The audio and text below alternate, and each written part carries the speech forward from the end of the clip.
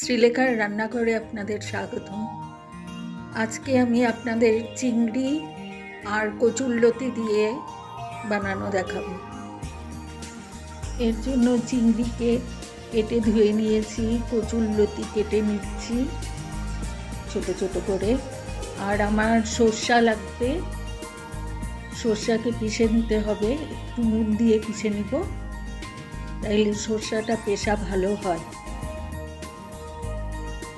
দেখুন একটু নুন দিচ্ছি,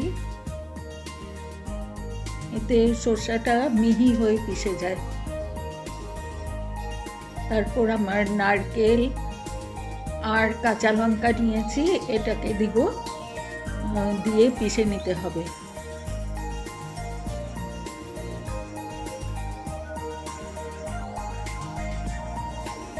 লতিগুলি একটু জল দিয়ে সিদ্ধ করে নিতে হবে। যদি একটু গলায় ধরারও থাকে ধরবে না তাইলে। এখন দেখুন সিদ্ধ হচ্ছে, তারপর চালনিতে এটাকে ছেঁকে নিতে হবে। এই যে চালনিতে দিয়ে দিলাম, জলটা পড়ে গেল, চিংড়ি মাছটা নিলাম, ওটার মধ্যে নুন হলুদ মাখাতে হবে, নুন হলুদ দিলাম, দিয়ে মেখে নেব। কড়াইয়ের মধ্যে তেল দিলাম, একটু গরম হয়ে আসলে একটা শুকনা লঙ্কা দিলাম, তেজপাতা দিব, জিরা ফোড়ন দিব, সাদা জিরা,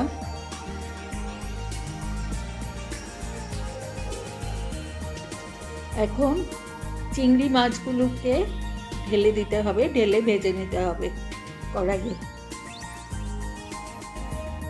এই যে নুন হলুদ মাখানো চিংড়ি মাছটা কড়াইয়ে ঢেলে দিলাম, এখন ভালো করে ভেজে নিতে হবে। মোটামুটি ভাজা, খুব কড়া ভাজতে নেই চিংড়ি মাছ, তাইলে শক্ত হয়ে যায়, মোটামুটি ভাজার মতন করে নিব। কয়েকটা কাঁচা লঙ্কা দিয়ে দিলাম, এখন কচুরলতিটা দিয়ে দিতে হবে। কচুরলতি সিদ্ধ করে ভাপিয়ে জল ফেলে রেখেছিলাম যে, ওই কচুরলতি দিয়ে দিলাম। এখন একটু নেড়ে নিতে হবে, নুন আর হলুদ একটু দিতে হবে, নুন দিলাম, আন্দাজ মতো নুন দিতে হবে, যে যেরকম নুন খায়। একটু হলুদ দিয়ে দিব,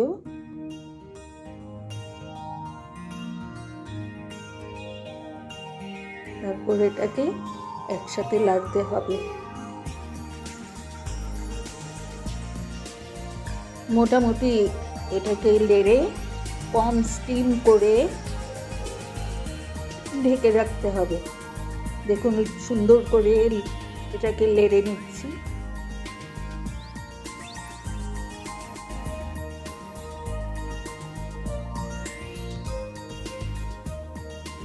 এখন ঢাকনি দিয়ে ঢেকে দিলাম, কম স্টিমে হতে থাকবে। এখন কচুরলতিটা হয়ে গেছে। এখন সর্ষা আর নারকেল পিষে রেখেছিলাম, ওটা এখন কচুরলতির সাথে মিলিয়ে নিতে হবে।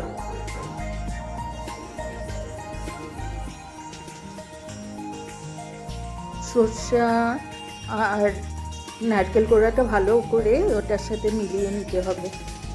বন্ধুরা, আমার রান্না যদি আপনাদের ভালো লাগে, পছন্দ হয়, আপনারা আমার রান্নাটা লাইক করবেন, সাবস্ক্রাইব করবেন, শেয়ার করবেন। হয়ে গেছে, এখন নামিয়ে নিচ্ছি।